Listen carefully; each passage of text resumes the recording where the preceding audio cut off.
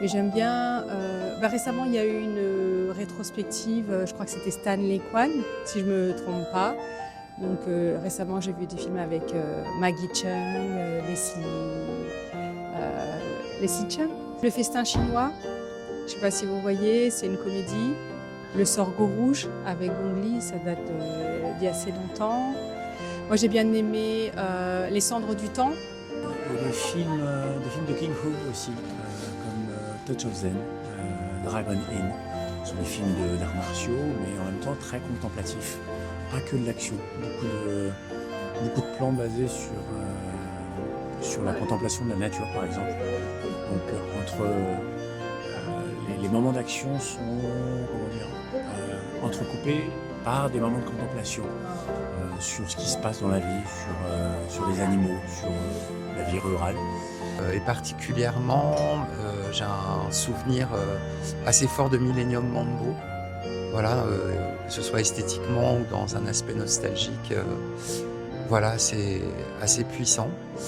Le lac aux oies sauvages, le mont Funchun.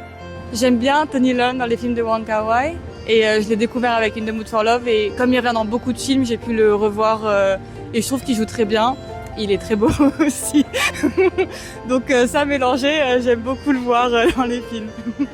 Les actrices que j'ai bien aimées chinoises, il y avait Gong Li évidemment, Maggie Cheung, Zhang Ziyi, Le secret des poignards volants. Voilà, je me rappelle de ce film avec Takeshi, je crois Kaneshiro. Alors cinéaste, je pense à Wong Kar-wai qui est quand même un grand acteur, cinéaste, pardon, Ro Xiaoxian. Voilà. J'aime beaucoup, même s'il n'a pas une filmographie importante, les films de Lou Ye, dont le dernier était à Cannes. Là. Certains films de Jia Zhangke, pas tous. J'aime beaucoup les premiers. Je ne sais pas comment c'est en chinois, Qiao Wu, qui était très bien, j'avais beaucoup aimé. Et puis c'est intéressant ce qu'il développe sur l'histoire de la Chine. Le travail documentaire de Wang Bing. Voilà, son dernier opus, Jeunesse, Youth, était très, très différent des autres. J'ai pas de genre préféré, c'est plutôt lié à une écriture singulière d'un réalisateur ou d'une réalisatrice. Mais ça peut être tout genre confondu. Je ne suis pas accroché à un genre en particulier. Quand un film est intelligent, intéressant, ça peut transcender les genres. Alors j'ai vu, je crois, des films que de deux réalisateurs qui sont, je pense, ceux qui sont les plus connus en France. Donc Wong Kar-wai et Zhang Yimou. Wong Kar-wai, j'ai vu beaucoup de films de lui. Donc, In the Mood for Love, 2046, Chungking Express. Et donc Zhang Yimou, donc Le secret des poignards volants et Épouser concubine.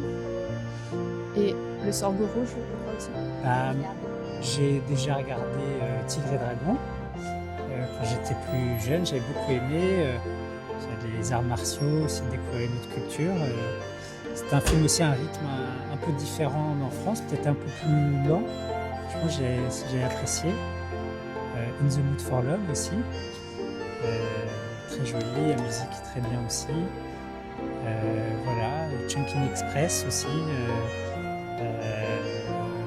Un autre rythme, c'est un peu plus rapide.